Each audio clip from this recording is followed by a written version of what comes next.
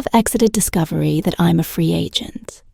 What after years of rumors, Richard Rawlings is finally coming clean. The fast and loud star admits he's been hiding a dark secret that explains everything why his marriage has failed, why he suddenly sold his car collection, and why Discovery really canceled his show at 55. He's finally ready to tell the truth about what happened in that $6 million legal battle. And trust us, it's way worse than anyone imagined Richard Rawlings was. Born on March 30th, 1969 in a working-class neighborhood in Fort Worth, Texas, long before he became a TV personality and automotive mogul. His world already revolved around cars. One of the earliest photos of him shows a small boy sitting proudly in a pedal-powered Volkswagen Beetle. It wasn't just a toy. It was a glimpse of what was coming. While most kids were watching cartoons on Saturday mornings, Richard had a different routine at 3 a.m, when most of the city was still asleep. He'd get up and head out with his dad to deliver newspapers. They'd roll up stacks, drive through dark neighborhoods, and toss papers onto driveways after school. Richard did the same thing again for the afternoon edition. On weekends, he'd ride his bike from house to house, collecting payments. What really stood out during those rounds wasn't just the money. It was the cars he started noticing. Every single one he knew. Which house had, what make, what model, what year. Some customers were surprised by how much. He knew his answer was always simple. I ride by your house twice a day, most days of the week. How wouldn't I know what's in your driveway? His father, who worked 2 or sometimes 3 jobs, always made sure he had one thing for himself, a car or a motorcycle. That single toy was his reward, and that lesson stuck. Richard watched and learned. If you wanted something special, you had to earn it by the time he was 14. Richard bought his first car. It was 1983. The car was a green 1974 Mercury. Comedy paid for it with money. He'd saved from years of newspaper routes. Most kids were dreaming about turning 16. Richard was already driving well. Not legally, but that didn't stop him. That Comet wasn't just a ride. It was a statement at school. He'd burn rubber in the parking lot doing donuts, just to show what it could do. His classmates still talk about it. Despite the ugly green color, he thought it was the coolest car ever made. Things moved fast after that. By senior year in 1987, he was already on his 3rd car this time. It was a black 1977 Bandit Trans Am. It looked like something straight out of Smokey and the Bandit, and it made him the go-to-car guy at Eastern Hills High School. But it wasn't just about showing off. He was flipping cars too. Buying, fixing. Selling before graduation, he had already flipped around 20 different vehicles. He made more doing that than most teens earned with part-time jobs. And he wasn't guessing he had an eye for spotting, deals improving them just enough, and convincing people to pay more than he did. It was the foundation of everything that came later in the early 90s, when he was just 22. Rawlings faced something much more serious. He was driving a 1965 Ford Mustang, 2. Plus 2 Fastback, a classic muscle car with the kind of roofline collectors dream about one night, while cruising through a rough area near Oakland Boulevard in Fort Worth. He was ambushed by carjackers. They tried to pull him out of the driver's seat. Richard fought back in the struggle. A bullet ripped through his shoulder and traveled down his left arm. He survived. He could have walked away from car culture forever. Instead, it only made him more determined. Between 1988 and 1990, before the tattoos, the fame, or the garage, Richard wore 3 uniforms. He worked as a police officer, a firefighter, and a paramedic, all before turning 21. His dad always said you get a good job with benefits. stay loyal and retire with a gold watch. Richard listened, at least at first. It all changed in 1988, when he was delivering Miller Lite to a local bar. One of the regulars, who he thought was just another drunk, asked him what he planned to do with his life. Richard mentioned law enforcement, but said he couldn't afford to go to the academy. The man looked at him and said, "Damn it.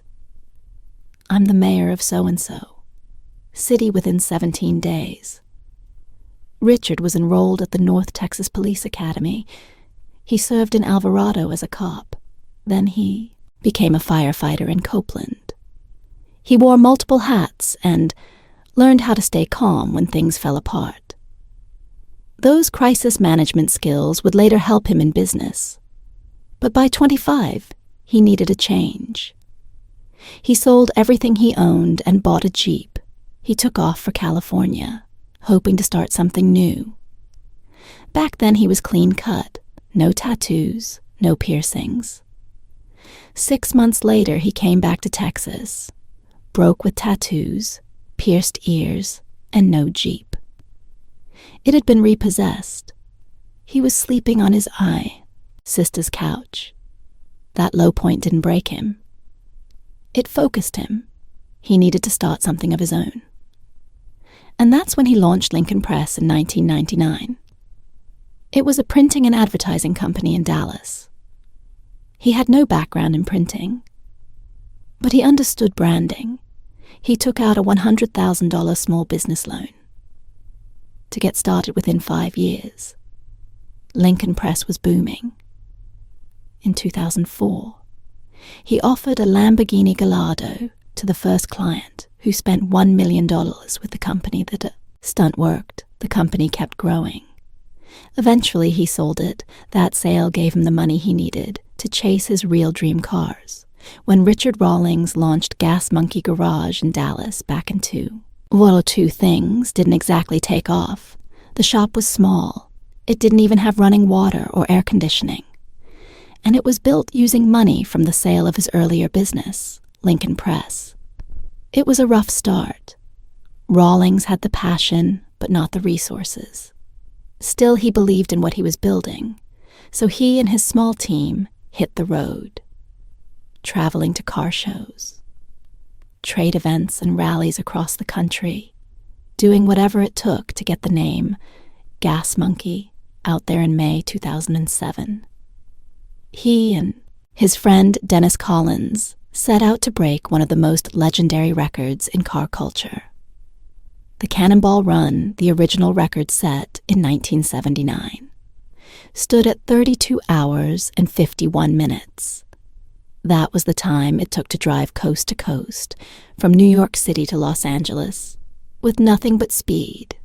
On the mind, the record was untouched for nearly 3 decades. On May 12th, 2007, Rawlings and Collins decided to give it a shot. They skipped out on the planned Bull Run rally route from Montreal to Key West and instead aimed straight for the record. They drove a modified Ferrari 550 Maranello, fitted with extra fuel tanks so they wouldn't have to stop. As often, they left Manhattan under the cover of night and reached the Portofino Inn in Redondo Beach. Just 31 hours and 59 minutes later, they had done it. They broke a record that had lasted for 28 years, averaging 87, 6 miles per hour across 811 miles of road. Not everyone believed it. At first, some questioned the route or compared it to the original runs.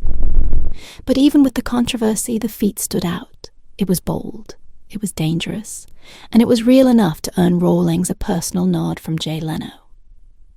A moment that meant more than most people realized. Jay Leno isn't just a car guy, he's the car guy. His garage is filled with hundreds of classic and rare vehicles. His knowledge runs deep, and his respect in the automotive world is massive. So when Leno recognized Rawlings for breaking the Cannonball Run record, it wasn't just praise. It was a powerful stamp of approval. This was years before fast and loud, made Rawlings a household name. But that nod from Leno helped give him serious credibility in the car world, and Rawlings needed that credibility between 2002 and 2002. Getting Gas Monkey off the ground was anything but easy. He poured every dollar he had into the business. He worked out of a garage with no air conditioning, no running water, and barely enough tools to get by. He had trouble finding good mechanics, struggled to track down the right parts, and had to fight just to keep the lights on. Every project was a risk. Every customer had to be earned during that time. Rawlings started pitching his idea for a show he wanted to bring car restoration to a wider audience, not just gearheads, but families' kids. Anyone who liked a good story with some horsepower behind it, but networks didn't bite the idea, felt too niche or too risky. So while waiting for a chance, he kept pushing the brand by hitting the road, more car shows, more meetups, more face-to-face connections. It was slow work, but it built something strong. By the time Discovery finally said yes in 2002, the name Gas Monkey already carried weight in the car community when Fast and Loud first aired on June 6th. Nobody knew it would turn a Dallas garage into a global brand. At the center of it all was Richard Rawlings before the cameras showed up. He was just a guy running Gas Monkey Garage. After the show took off, he became a face recognized in over 200 countries. It wasn't just a hit in the US. The show was translated into 13 languages. That level of reach turned Rawlings into a major player in the entertainment world. Almost overnight, the concept was simple but powerful. Rawlings and his team searched for forgotten classic cars. Most were beat up or barely running. They brought the cars back to life, made them shine, then sold them for profit. But what made the show stand out was its tone. While other shows leaned into heavy drama or targeted niche audiences, Fast and Loud aimed wide. Rawlings described it as something both kids and grandparents could enjoy. He didn't want to make just another car show. He wanted it to be fun and fast-moving, and he wanted everyone to feel welcome watching it. The strategy worked. Viewers got hooked on the cars, the builds and the energy. But the real turning point came when Rawlings used that success to expand far beyond TV. He launched Gas Monkey restaurants, clothing lines, energy drinks, tequila vodka, and more. The garage was still there, but now it was the foundation for something much bigger. By 2020, Rawlings had built an entire empire. Even though the show ended on June 8th, too. A new 20 after 16 seasons and 155 episodes, the brand was stronger than ever. The reason for the show's success came down to what Rawlings called his cash money formula. It was all about buying smart and selling smarter.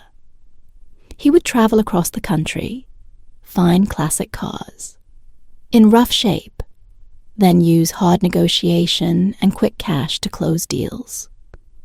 Fast, sometimes he carried thousands of dollars with him, just to get a seller to say yes on the spot. He once said you can always buy a $10,000 car for $5,000. If you've got it in your pocket, that line wasn't just good TV. It was his real-life strategy. And it worked. One of the best examples of the formula in action was a Dodge Challenger build. Rawlings bought it for just over $40,000. The team poured $77,000 into the restoration, adding unique upgrades and features. When the car sold, it went for $150,000. That was a profit of $73,000 on a single flip. It wasn't just luck. It was the result of sharp instincts, smart spending, and a deep understanding of what buyers wanted.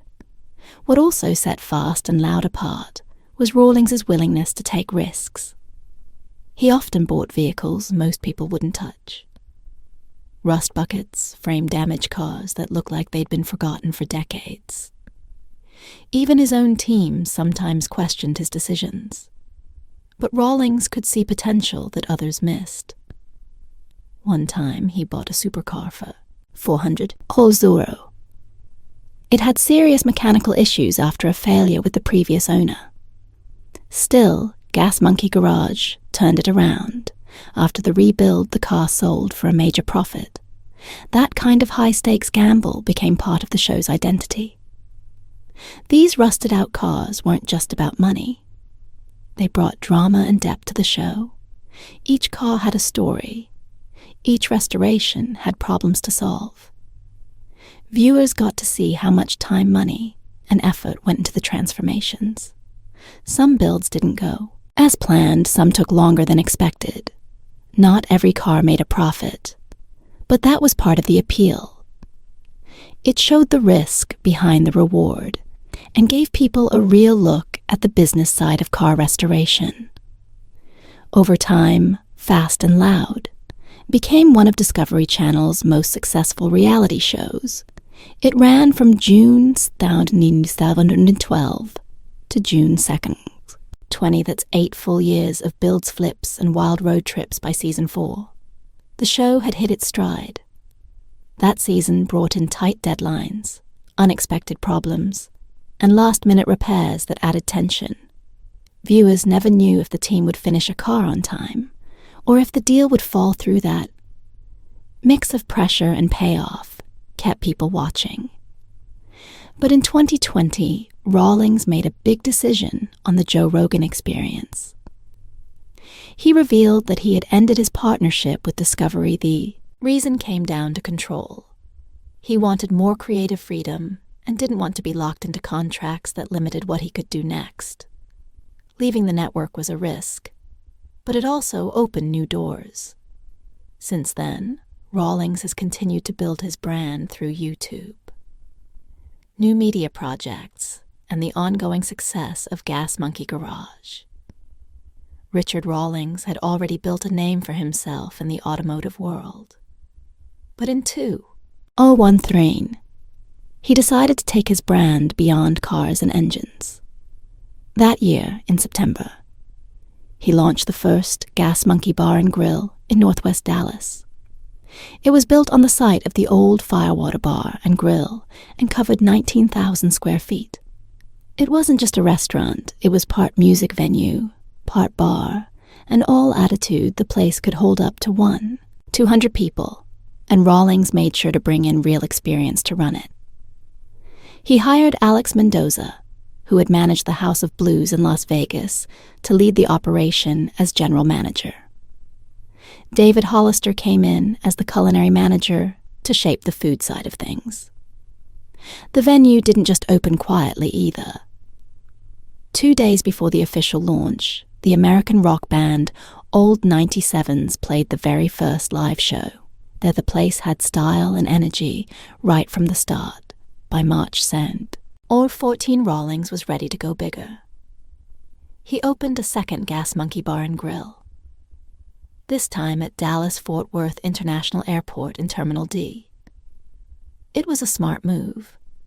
Travelers passing through one of the busiest airports in the country now had a place to grab food, hear some music, and get a taste of the Gas Monkey brand.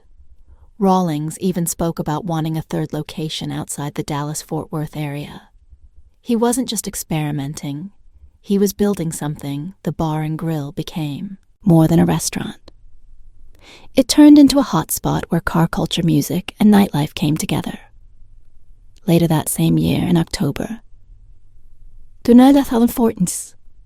Rawlings took things up a notch right across the street from the original bar and grill he opened, Gas Monkey Live. It was massive 38,000 square feet, with room for 300 guests. Before Rawlings got hold of it, the place had been Toby Keith's I Love This Bar and Grill. He turned it into a full-scale concert venue, built for big shows and big crowds on opening night, punk rock legends. Social Distortion took the stage from there, the venue started pulling in huge acts and high-profile events. One of the most talked-about moments came in November 2nd, 2014. Motley Crue performed a free concert there as part of their All Bad Things Must End tour.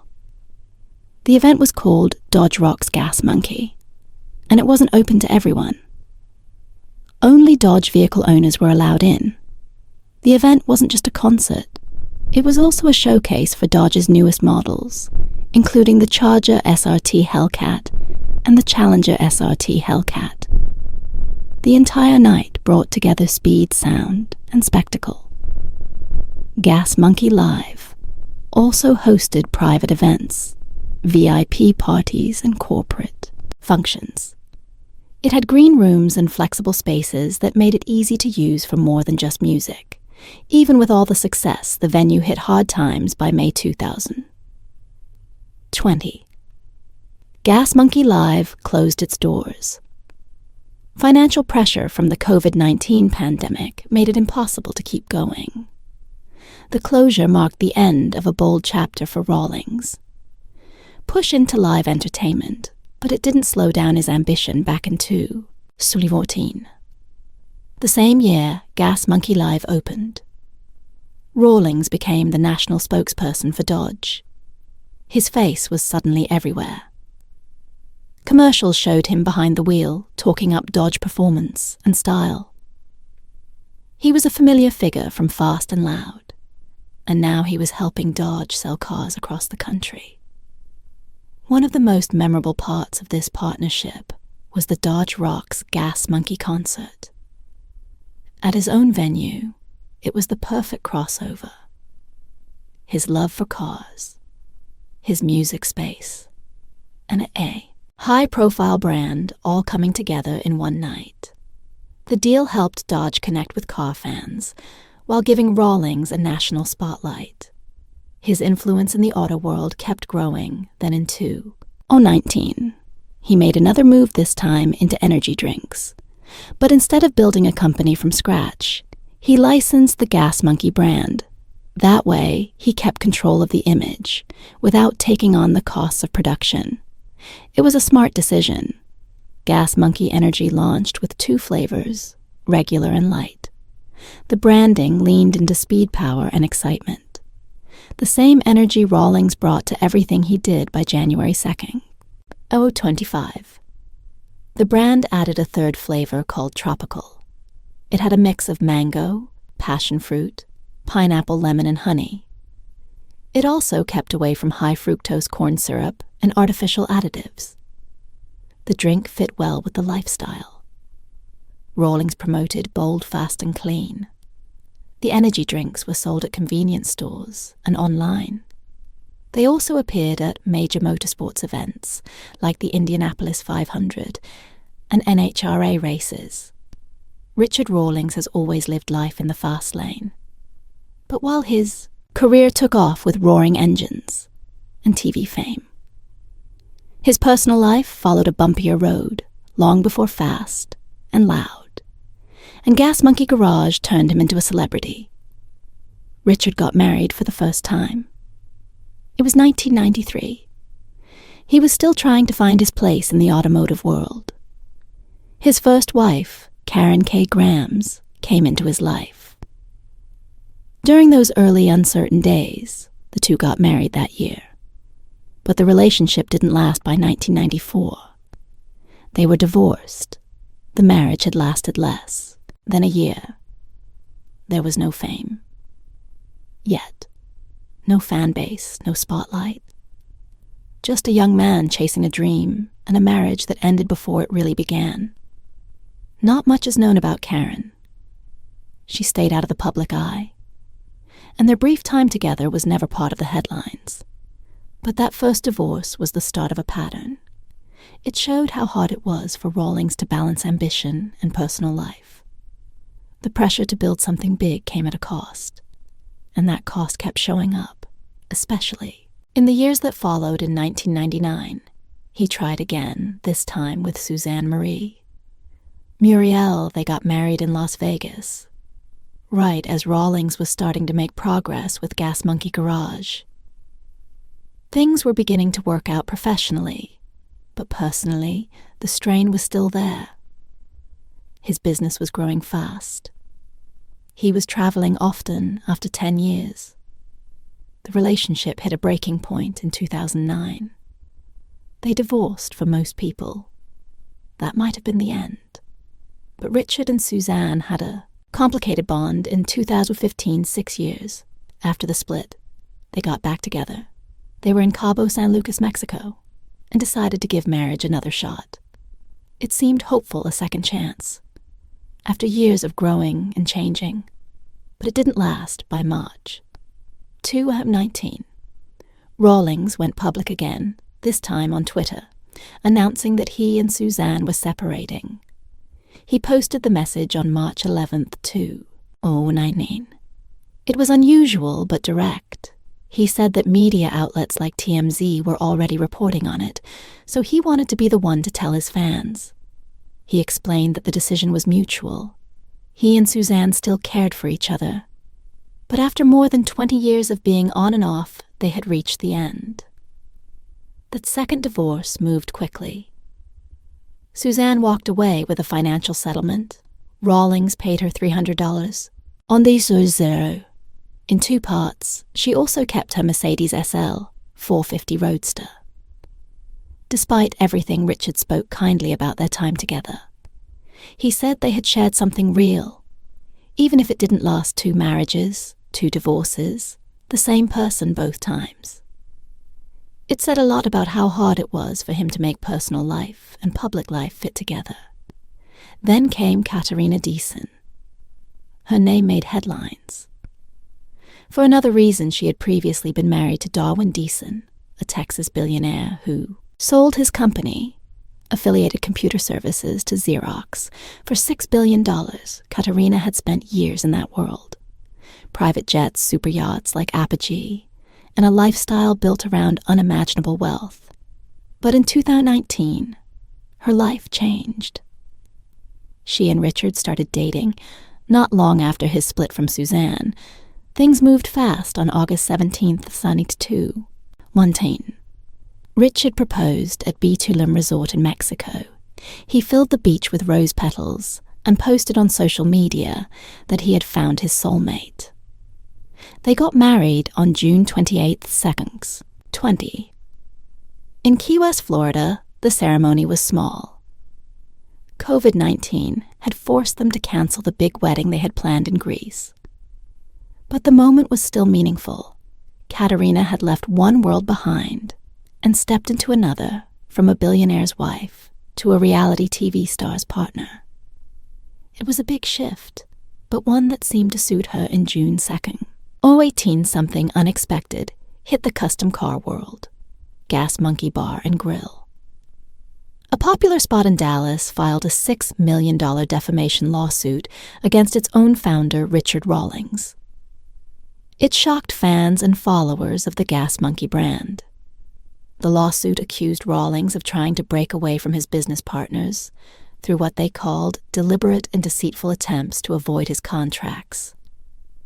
The legal document was 47 pages long and full of details.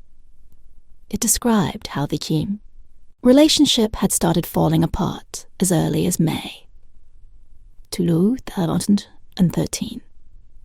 Even before the bar opened, one former employee, Tim Hinkhouse, wrote an email back then saying Rawlings treated construction workers terribly. He even compared him to a spoiled 13-year-old. Things got so bad that Rawlings was reportedly banned from the construction site. That moment said a lot tensions between him and the team were already out of control after the bar opened later in 2013. The issues didn't stop, according to the lawsuit. Rawlings kept showing up uninvited, disrupting staff, and trying to take control of decisions. It created a toxic work environment. The situation reached a breaking point in 2015. That's when Rawlings sent a serious email to Daniel Flattery, the bar's managing member, claiming that important financial records had gone missing. Flaherty quickly replied and invited Rawlings to check the records in person, but Rawlings refused. He replied saying he didn't believe the records existed at all, that accusation, one suggesting theft or fraud, would have serious consequences on July 18th then. No 15. Flaherty wrote back, reminding Rawlings that he had always been welcome to audit the books, that email became a key piece of evidence in court. Rawlings eventually apologized for his behavior and blamed it on drinking. But for Flaherty and the rest of the team, the damage had already been done. The lawsuit argued that Rawlings' actions had scared off vendors and business partners. It said his public accusations hurt the bar's reputation and made it harder to keep things running the song. Problems didn't end there in 2017, when someone showed interest in buying the Gas Monkey Bar brand. Rawlings stepped in again. He made more accusations of financial mismanagement and ruined the deal. That incident became another central point in the lawsuit. Then in two, one teen Rawlings struck back on March 28th at 2:15 p.m. He filed a $1 million countersuit for copyright infringement. He claimed the bar had kept using the Gas Monkey name and logos after their agreement ended. His team argued that by late 2018, the licensing rights had expired and hadn't been renewed. Still, the bar kept using the brand. What made it even more intense was Rawlings' claim that his brand was being used to promote lewd and sexually suggestive events. He said it hurt his image and his intellectual property about a month earlier, on February 25th, 2019, Rawlings had sent a cease and desist letter demanding the bar stop using the brand he gave them. 10 days when they didn't comply, he filed the countersuit. His $1 million claim was based on lost licensing revenue and damaged the value of the Gas Monkey brand. At the time, rumors had already started swirling. People were saying the bar was in financial trouble. One of its sister venues, Gas Monkey Live, had closed down. Some believed Rawlings was trying to distance himself from a sinking ship while protecting his name. These legal battles captured the attention of car fans and legal experts alike. The feud between Rawlings and his former partners turned into a messy public drama. And while the lawsuits played out, Rawlings was busy moving on after Fast and Loud. Ended, he launched a podcast called Monkey Trap. It gave him a place to speak directly to fans and bring on guests from all kinds of industries. One of them was Cord Newman, a Hollywood stuntman known for setting himself on fire. During an episode, the podcast mixed behind the scenes, stories with high-energy interviews. It was another way for Rawlings to stay in the spotlight. Then came the cars. In September 2023, Rawlings made a bold move. He auctioned off nearly 30 vehicles from his personal collection through Bring a Trailer. The total sales hit 1,803.